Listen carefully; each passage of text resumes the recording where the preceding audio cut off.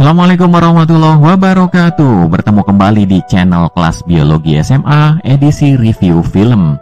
Kali ini kita akan membahas sebuah film yang mengisahkan tentang seorang siswi berprestasi bersama beberapa temannya. Ia menjalankan operasi sistem menyontek massal. Banyak murid di sekolah tersebut yang menjadi kliennya, dan tentunya uang mengalir deras ke rekeningnya. Film ini menggambarkan kegilaan menyontek yang belum pernah terbayangkan sebelumnya, dari mencontek cara sederhana hingga menggunakan teknologi.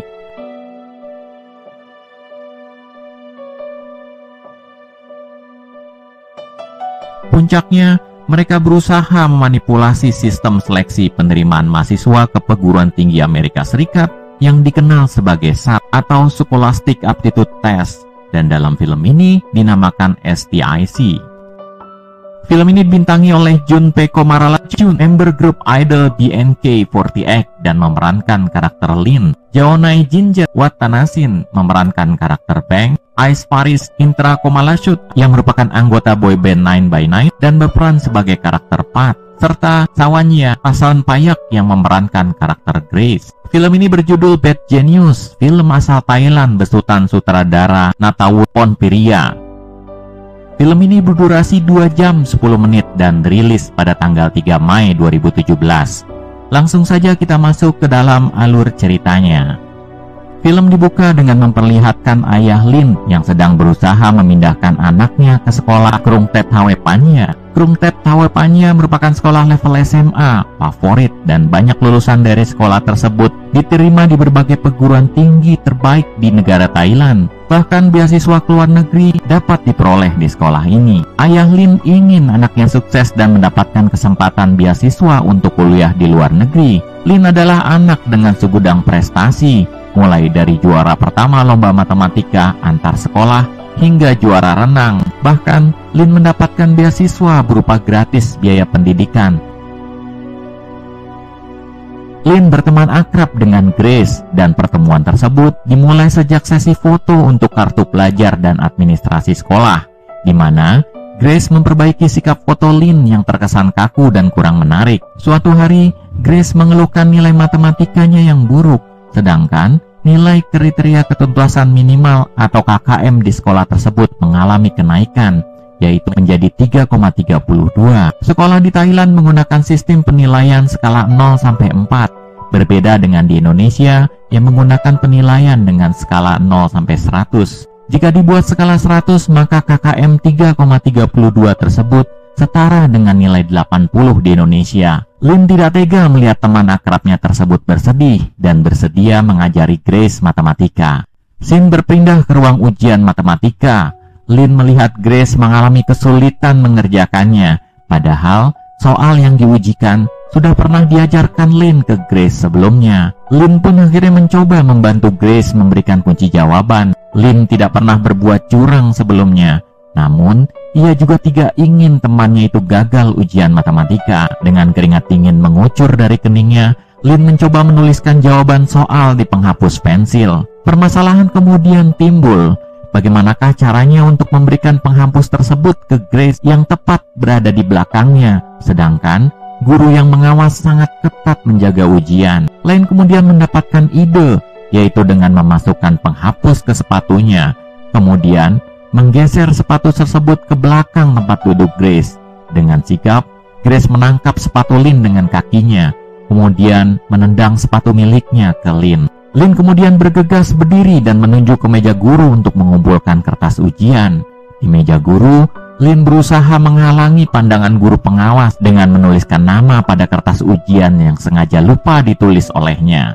Hal tersebut memberikan kesempatan Grace untuk mengambil penghapus yang ada kunci jawabannya tanpa terlihat pengawas. Ujian tentu dapat ditebak. Grace lulus ujian matematika dengan nilai 3,87. Jika dibuat skala 100, nilai yang diperoleh Grace adalah 97.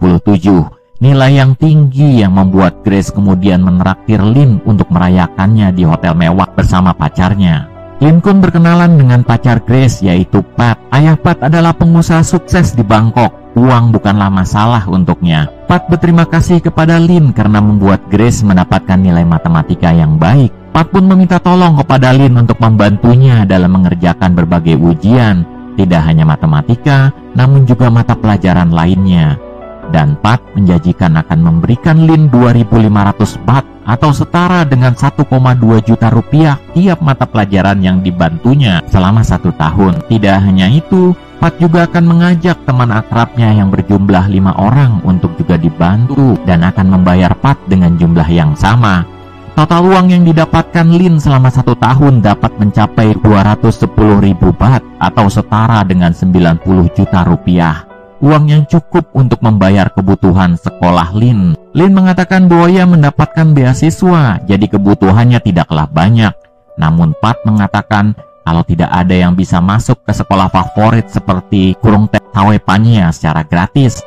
Sin berpindah ke rumah Lin di malam hari. Lin masih penasaran dengan pernyataan Pat yang menyatakan kalau masuk ke sekolah favorit seperti Kurung Tep Tawe Panya tidaklah gratis. Lin pun berusaha mencari bukti tersebut. Ia pun membongkar laci meja ayahnya dan menemukan kwitansi biaya murid baru sejumlah 200.000 baht atau setara dengan 93 juta rupiah. Kecewa dan kesedihan tampak di wajah Lin. Ia membayangkan ayahnya yang seorang guru biasa dan hidup sendiri setelah bercerai dengan ibunya harus menanggung biaya yang besar untuk menyekolahkannya di sekolah favorit. Akhirnya Lin pun memutuskan untuk menyetujui membantu Pat dan teman-temannya dalam mengerjakan berbagai ujian di sekolah.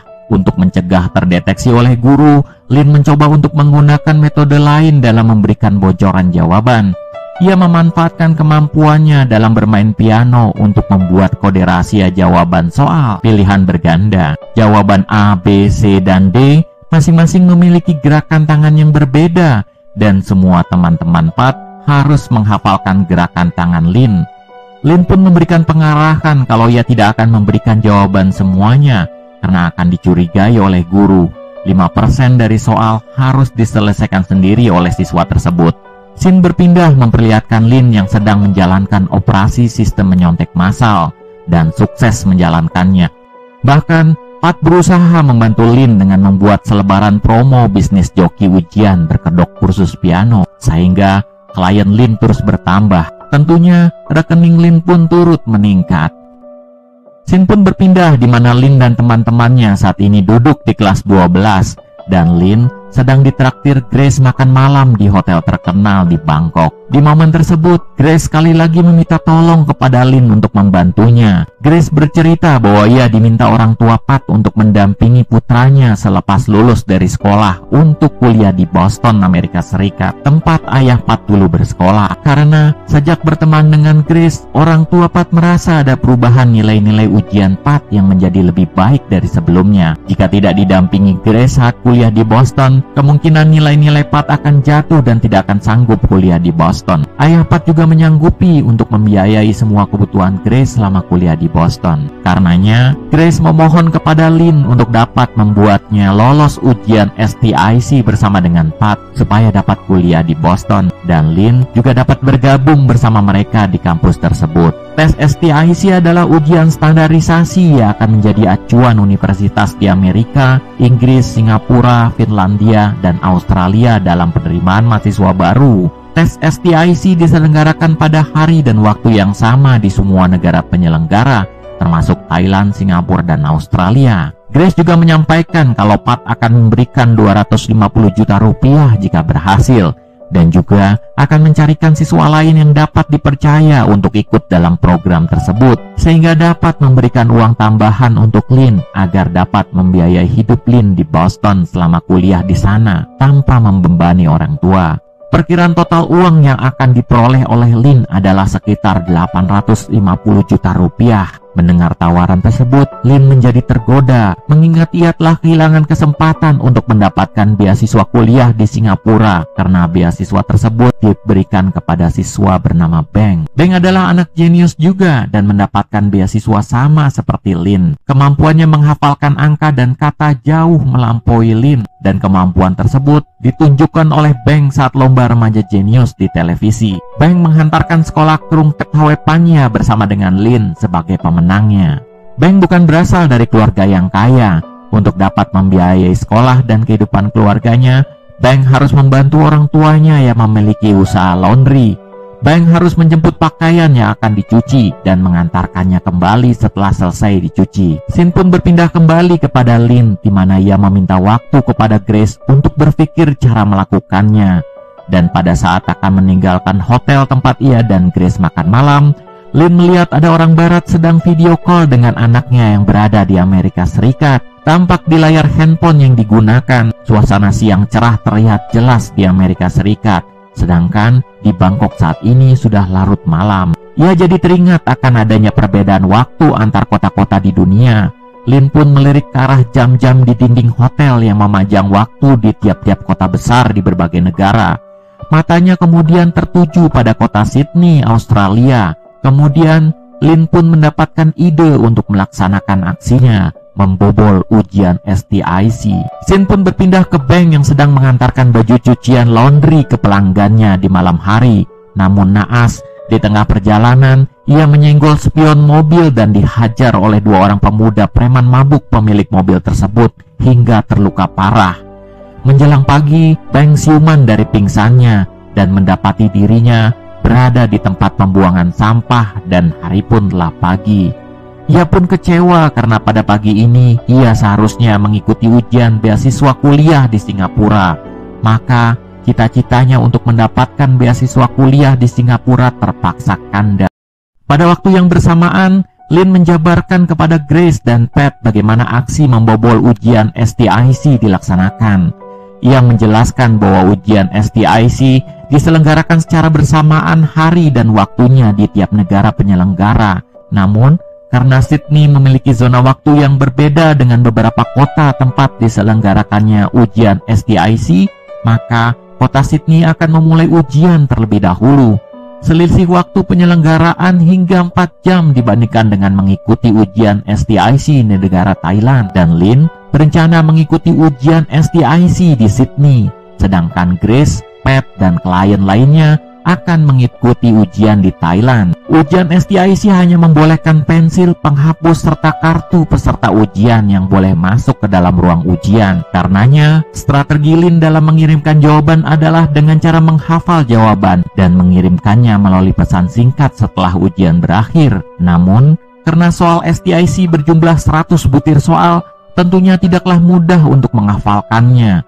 Karenanya, ia memerlukan bantuan temannya yaitu Beng yang jago dalam menghafal. Dengan membagi dua dalam menghafal jawaban dari 100 soal STIC, maka kemungkinan berhasil akan semakin tinggi. Mendapatkan info kalau Beng mendapatkan musibah dan gagal mengikuti beasiswa kuliah di Singapura membuat Lin yakin dapat mengajak Beng ikut serta dalam rencananya tersebut. Sin pun berpindah di mana Lin berusaha menawarkan Beng untuk bekerja sama, dan Beng dijanjikan akan mendapatkan 400 juta rupiah, jumlah yang sangat besar bagi anak SMA seusia Beng.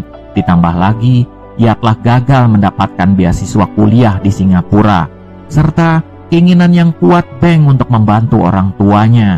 Akhirnya, Beng menyetujui untuk ikut dalam aksi tersebut. Sin pun berpindah di mana Lin menjabarkan rencana aksinya kepada Beng. Beng dan Lin akan mengikuti ujian STIC di Sydney, dan Beng diminta menghafalkan separuh jawaban soal awal, sedangkan Lin akan menghafalkan separuh jawaban soal akhir. Selanjutnya, jawaban akan dikirim melalui HP ke Pat yang berada di Bangkok. Jawaban yang telah didapatkan oleh Pat akan dibuatkan kunci jawabannya.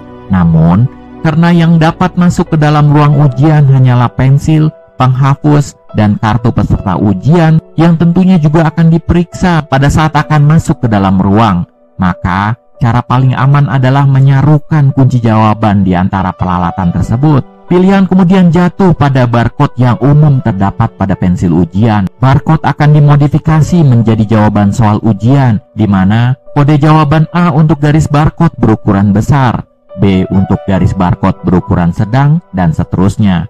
Barcode yang berisi kode rahasia jawaban ujian tersebut kemudian dicetak ke permukaan pensil menggantikan barcode kode produksi yang umum ada pada pensil. Setelah itu, pensil akan diberikan kepada semua klien sebelum ujian dimulai. Sin pun beralih ke Sydney, tempat penyelenggaraan ujian STIC berlangsung, di mana Lin dan Beng turut serta mengikutinya. Sebelum ujian dimulai, Beng dan Lin menaruh HP yang telah dibungkus plastik di bagian dalam keramik penutup air pembuangan toilet. Lin dan Beng tampak serius mengikuti ujian, dan setiap selesai sesi ujian, Lin dan Beng bergegas ke kamar mandi untuk mengirimkan jawaban melalui HP ke pet yang ada di Bangkok. Namun, tidak ada perbuatan curang yang sempurna. Saat Beng ada di dalam ruang toilet untuk mengirimkan jawaban, ternyata sedang berlangsung pemeriksaan oleh pengawas. Beng gugup dan tanpa sengaja memecahkan keramik penutup air pembuangan toilet. Ia pun panik dan berusaha melenyapkan HP dengan menceburkannya ke dalam lubang kloset. Namun gagal, akhirnya Beng pun ketahuan. Lihat Beng tertangkap, Lin pun berusaha memindahkan HP dari toilet. Dengan HP yang masih terbungkus plastik, Lin menaruh HP di pembuangan air dispenser. Lin pun melanjutkan ujiannya sambil menghafalkan jawaban. Cukup sulit karena kali ini ia harus berjuang sendirian untuk menghafalkannya.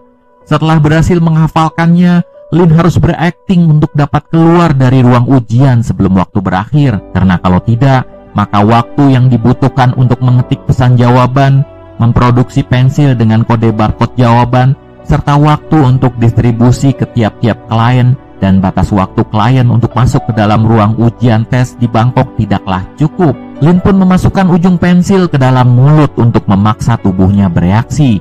Akhirnya, Lin pun muntah. Lin kemudian keluar dari ruang ujian dengan alasan sakit. Dengan bergagas, Lin mengambil HP yang ditinggalkannya di dispenser air minum, lalu berusaha keluar dari gedung tempat ujian. Sin berpindah memperlihatkan pengawas yang menangkap Beng sedang berdiri di meja ujian yang kosong tempat Lin seharusnya berada. Ia pun memerintahkan petugas keamanan untuk mencarinya. Di waktu yang bersamaan, Lin sedang berusaha mengetikkan pesan singkat berupa jawaban soal ujian kepada Pet. Lin pun akhirnya berhasil mengirimkannya. Bersamaan dengan itu, pengawas yang mencarinya sudah berada di dekatnya. Dan Lin pun dipaksa untuk ikut dengannya ke tempat ujian untuk ditanyakan tentang beberapa hal. Sambil berjalan di belakang pengawas, Lin tampak berusaha melenyapkan HP-nya. Sin pun beralih lagi ke Lin yang melihat Beng sedang digeledah dan diinterogasi mengenai penggunaan HP saat ujian. Lin yang tidak tega melihatnya kemudian mendekat ke ruang interogasi untuk memberikan pengakuan. Namun, Beng memberikan kode bahwa ia akan baik-baik saja dan Lin akan aman. Dengan perasaan sedih, Lin menjauh dari ruang interogasi. Lin kemudian diberitahu pihak kedutaan Thailand bahwa ia dan Beng didiskualifikasi dari tes STIC selamanya. Konsekuensinya, Lin dan Beng tidak akan pernah bisa kuliah di luar negeri. Lin pun kemudian diizinkan untuk pulang ke Bangkok, sedangkan Beng masih harus menjalankan beberapa interogasi lainnya. Sin pun berganti dan memperlihatkan Lin yang sudah sampai di Bangkok. Dengan raut wajah sedih, Lin duduk di atas kopernya menunggu bus yang akan mengantarkannya pulang ke rumah. Namun, Lin dikejutkan dengan kehadiran ayahnya yang menjemputnya di bandara. Lin menduga ayahnya diberitahu pihak kedutaan akan kejadian di Sydney. Lin pun kemudian memeluk ayahnya sambil menangis. Terbayang betapa kecewa ayahnya saat ini. Lin pun meminta maaf dan berjanji tidak akan mengulangi perbuatannya lagi. Film pun tamat. Hikmah dari film ini adalah tidak ada kejahatan yang sempurna. Suatu saat pasti akan ketahuan juga dan tidak ada perbuatan buruk yang berakhir bahagia. Kalaupun tidak ketahuan ataupun berakhir bahagia, maka di kehidupan selanjutnya pasti akan harus mempertanggungjawabkannya.